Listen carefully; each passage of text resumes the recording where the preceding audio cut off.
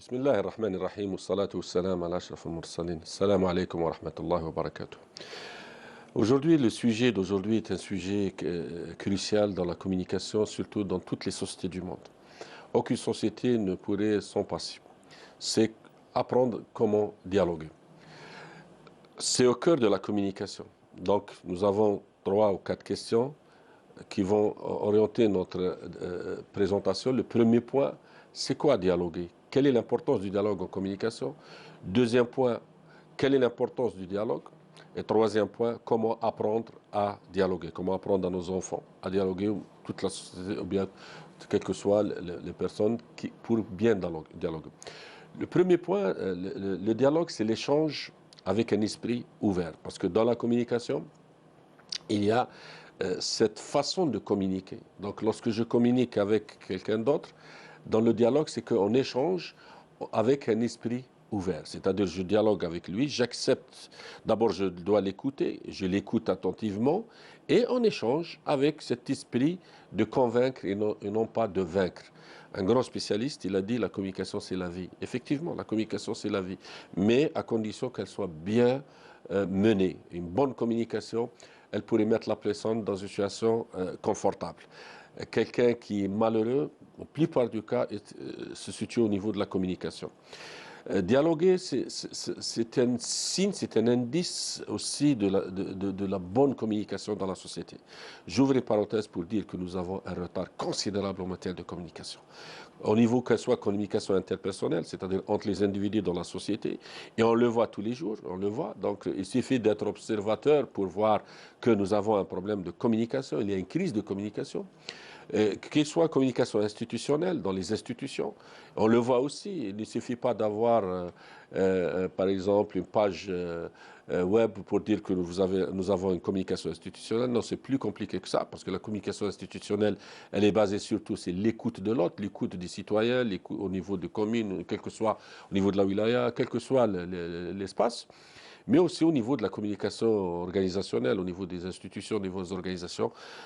Je parle par rapport pas uniquement par rapport à l'observation, mais par rapport aux études, par rapport à notre statut dans les différentes situations, et surtout par rapport aussi à notre pratique sur le terrain. Nous avons une véritable problématique de communication, et particulièrement lorsqu'il s'agit de l'échange. Nous voyons par exemple tous les jours comment on communique. Je vous impose mon point de vue, sinon il y a un problème de relation. Donc c'est très subjectif. Donc nous avons cette question de savoir dialoguer. Donc le dialogue, c'est l'échange avec esprit ouvert. On accepte l'idée de l'autre, on ne l'accepte pas, peu importe, c'est ça la contradiction.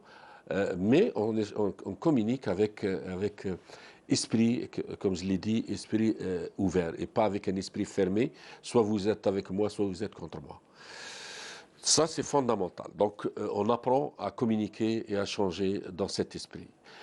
Donc, deuxième question, pourquoi il y a cette situation de communication où le dialogue dans cette situation fait défaut? Donc là, il y a aussi plusieurs situations. J'essaierai de l'expliquer par la socialisation.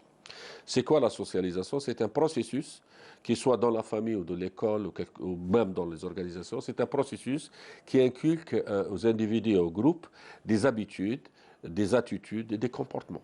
Donc la socialisation, c'est un concept qui est très ancien en sociologie, mais aujourd'hui c'est un concept pivot, même dans la communication. Donc si on prend les différentes étapes dans notre société, et pour dire que le problème de dialogue, c'est un problème qui est profond, qui se situe à différents niveaux de la vie. Donc au niveau de la famille, déjà l'enfant, moi je ne parle pas dans l'absolu, mais la plupart de nos familles, c'est que l'enfant, presque il n'a pas le droit à la parole. Parce qu'il est toujours considéré comme un enfant, il ne sait rien. Même s'il donne un avis de 4 ans ou 5 ans ou 6 ans dans la famille, ben, il est bloqué, entre guillemets, par les parents. Vous ne savez rien, mais à l'extérieur, etc.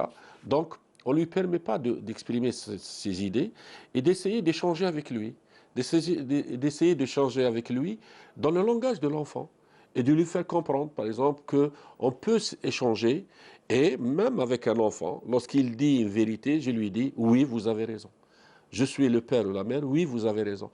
Donc j'apprends à mon enfant comment dialoguer et accepter de lui dire que vous avez raison, mon fils tu as raison, ou ma fille tu as raison, parce que c'est moi que je suis dans je suis pas dans le vrai, si vous voulez, d'une manière très pédagogique. Donc là aussi, c'est un apprentissage. La première institution qui donne à l'enfant, elle lui inculque la bonne communication, c'est au niveau de la famille. Mais si on prend l'état général le fonctionnement de la communication familiale, on voit que la tendance, elle est dans la communication unilatérale. L'enfant, il est là, il doit écouter ses parents et il garde ses idées pour lui. Il est toujours, c'est-à-dire lui fait toujours obstruction. Il doit écouter, exécuter, etc. Donc là, déjà, on le format dans ce sens. Puis il part à l'éducation. Tout le système éducatif, il est dans ce sens. Donc il renforce l'absence de dialogue et de l'écoute de la famille. C'est-à-dire que dans l'école, l'enseignant, il est là, l'enfant, de l'autre côté, il écoute son enseignant, il apprend à la lettre, l'examen, il retransmet ce que l'enseignant lui a dit, et il a une note. Alors que dans les grandes nations, maintenant, on apprend à l'enfant, dès le primaire, à avoir le dialogue entre eux. Les petits travaux de groupe s'apprend à l'enfant dès le primaire. Il y a des petites matières, à travers les jeux, on essaie d'apprendre à l'enfant comment échanger. Le dialogue, déjà, on s'apprend ici. J'ouvre une parenthèse. J'invite les spécialistes de l'éducation d'aller étudier pourquoi le système éducatif finlandais a été classé le premier au monde l'année dernière.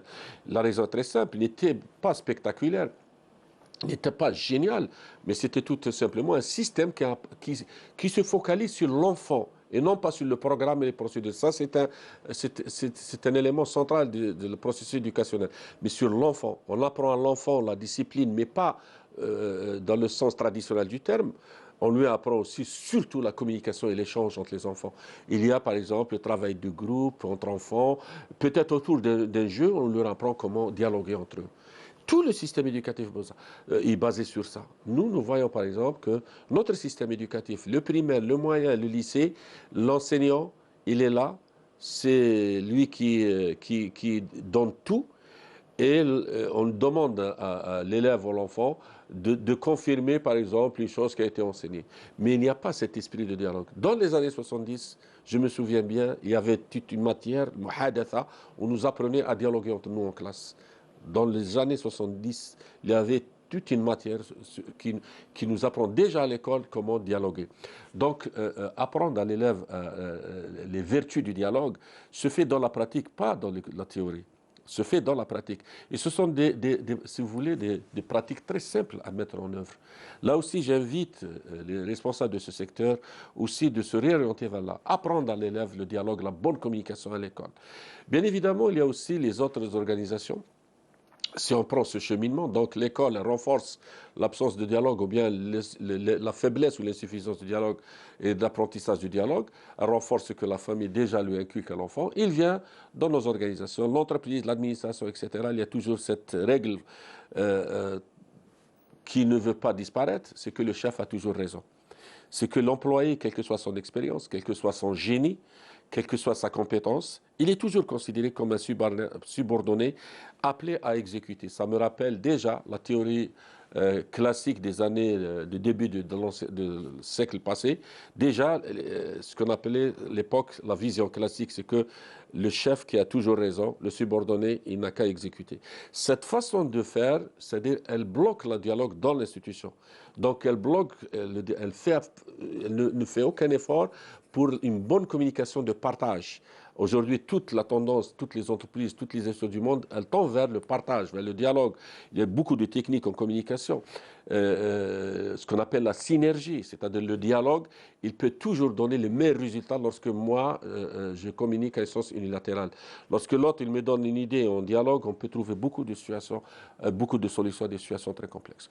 Donc, le dialogue fait défaut aussi dans le système éducatif, dans l'université, dans toutes les institutions, ce qui fait que l'absence du dialogue presque est un apprentissage qui a été fait par rapport à une socialisation qui, à mon avis, il faut qu'elle change de méthode. Il faut vraiment apprendre à communiquer dans la famille, dans le système éducatif, l'université, dans les entreprises.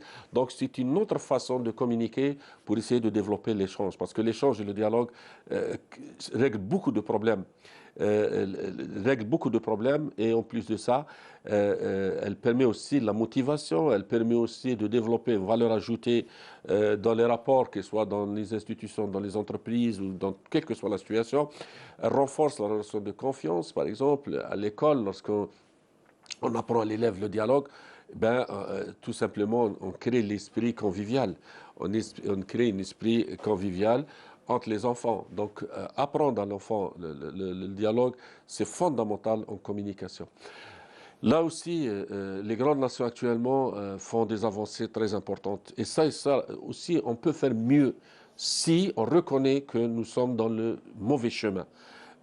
Communiquer uniquement dans le sens, c'est moi qui vous donne, moi qui est le super génie et vous êtes là pour exécuter et pour m'écouter, qu'il soit à la maison, quelle que soit la situation, c'est aussi une mauvaise façon de communiquer.